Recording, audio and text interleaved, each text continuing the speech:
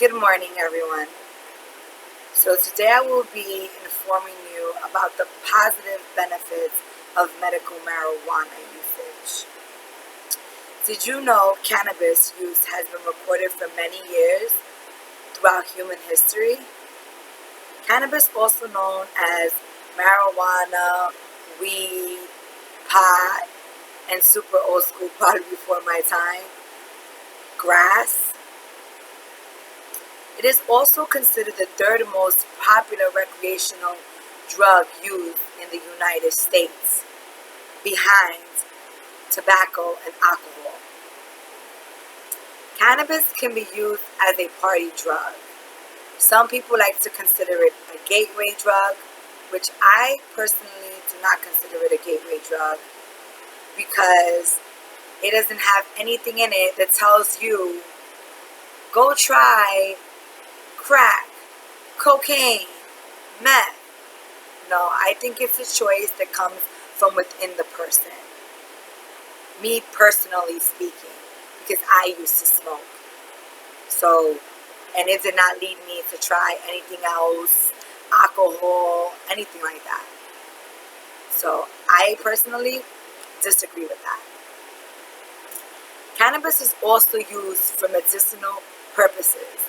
Today I will be informing you on the positive upside of marijuana usage for medical purposes only. What is medical marijuana? For those of you who do not know, medical marijuana uses the marijuana plant or chemicals in it to treat diseases or conditions. The marijuana plant contains more than 100 different chemicals called cannabinoids. Each one has a different effect on the body. Delta-9 tetrahydrocannabinol, also known as THC, and cannabinoid, also known as CBD, are the main chemicals used in medical marijuana. Medical marijuana has been used to treat many diseases and conditions. The following are just a couple. There are too many to name. So for one, appetite loss, because we all know smoking marijuana leads to a big appetite. You get hungry. They call it the munchies. So also cancer, nausea, pain, PTSD, and multiple sclerosis, also known as MS. So here is how it helps, medical-wise. Cannabinoids, the active chemicals in medical marijuana, are similar to chemicals the body makes that are involved in appetite, memory, movement, and pain. Medical marijuana is legal in 33 states and in the District of Columbia, which I feel should be legal and accessible in all 50 states, only for medical usage. Because it has been proven to help. For instance, I'll give you an example. My aunt, she passed away, but she had cancer. She was using medical marijuana for the pain. And she said it worked for her. It made her feel better. So that's just a little insight, because I've had a personal experience with somebody using medical marijuana. To obtain medical marijuana, it is not easy. There are steps to it. First, you need a written recommendation from a licensed doctor in the states where it is legal. Then you must have a condition that qualifies you for medical marijuana. Each state has its own list of qualifying conditions. Some states also require you to have a medical marijuana ID card. Once you have the card, you can go to a dispensary and buy the medical marijuana. I'm going to give you guys a little information on that. So, like I was telling you just a few minutes ago, my aunt, she had cancer, and she lived in Jersey, which it's legal from medical marijuana.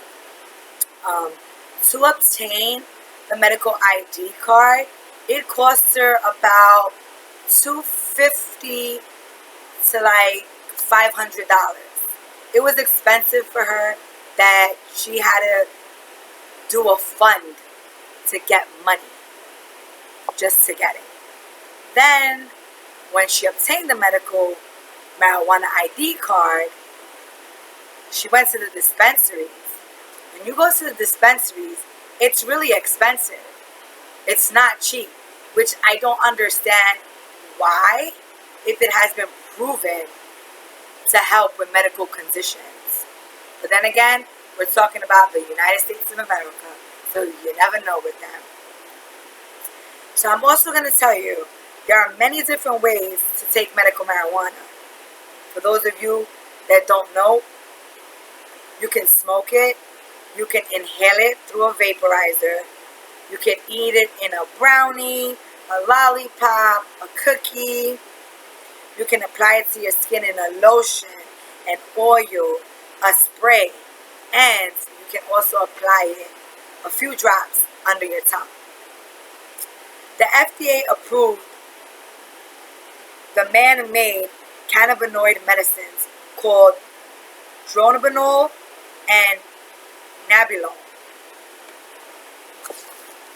to treat nausea and vomiting from chemotherapy. The cannabidiol Expedolex was approved in 2018 for treating seizures associated with two rare and severe forms of epilepsy, Lennox-Gastaut syndrome and Dravet syndrome. Don't mind me if I'm not pronouncing it right. But I hope you guys all learned or take something with you after listening to my speech. And I hope you guys realize that we should fight to legalize medical marijuana only for medical usage purposes, because it has been proven to help people. So why not help people that need the help?